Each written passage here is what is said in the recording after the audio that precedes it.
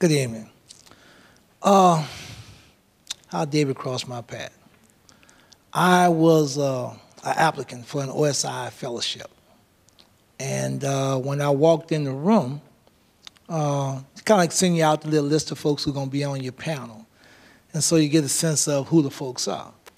And so as I kind of like start reading David's little bio, you kind of like look for that shoulder in the ear, that little warm person in the room that might can connect to you. And when I walked in the room, I kind of like was easy, they don't never put nationality or nothing, but just because of his bio, I can tell who David was. And so when I walked in the room, sit down, I was real nervous at first, really, really nervous. And so kind of like scanned the room, I introduced myself, everybody introduced themselves. And it was just like, I just at that moment was kind of like realized that although I was a poor boy a long way from home, I realized that I could connect with somebody in the room, and it was David. And from that initial experience, the relationship that was created after that was kind of like unreal. I mean, it's like you have to kind of like have some of the similar experiences. I know Darcy and John know what I'm talking about, to kind of like connect. But me and David connected just like that. And it was like over the last years, I kind of like looked at David as one, a mentor, because when I had, some like difficult issues to navigate, I would kind of like reach out to David and say, look, man, here's a situation, give me some feedback. And the thing about it was he was always not only just available, but always was willing to give up himself.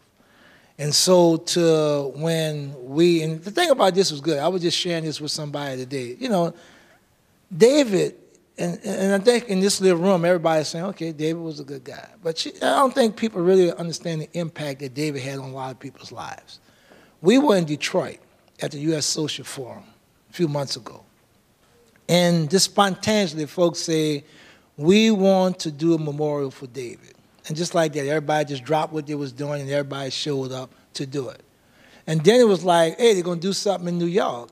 And me and John said, you know what? We got to be in New York because David meant a lot to us. And so I say all that to say this, is that, David's going to be sadly missed by me, as a mentor, but also as a friend. It's just, I don't think words can really encapsulate what David has meant to me as a person and what he has meant to the work that we do, working with the population that we work with. So if this is a testament to folks traveling near and far to be here, I think that speaks volumes, because we lose a lot of people in this movement, but nobody shows up the way we're starting to show up behind David. So I think that's a testament to who David was. Thank you.